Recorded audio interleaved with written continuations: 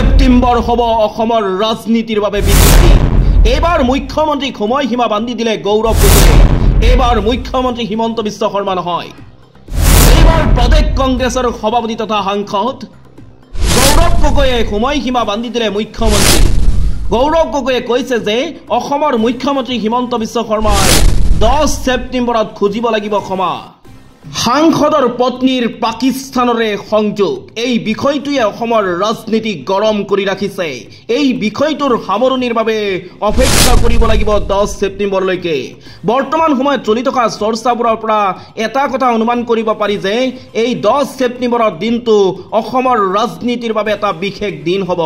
এই চৰ্চাৰ মাজতে এইবাৰ অসমৰ মুখ্যমন্ত্ৰী হিমন্ত বিশ্ব শৰ্মাই নহয়, এইবাৰ প্ৰদেশ কংগ্ৰেছৰ সভাপতি তথা সাংসদ গৌৰৱ গগৈয়ে সময়সীমা বান্ধি দিলে মুখ্যমন্ত্ৰীক।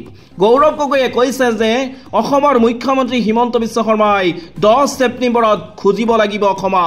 এয়া সাংসদগৰাকীৰ এই মন্তব্যৰ পাছতে বহুতে কৈছে কাৰ হাতত কি অস্ত্ৰ আছে নাজানো, কিন্তু 10 ছেপ্টেম্বৰলৈ অপেক্ষা কৰিব লাগিব।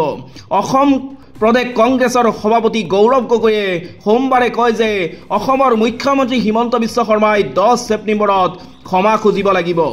এই একে সময়সীমা বান্ধি দিছে মুখ্যমন্ত্ৰী Himanta Biswa শৰ্মায়ো।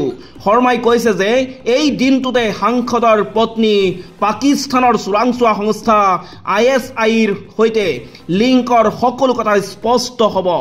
News desk report, time 10 news.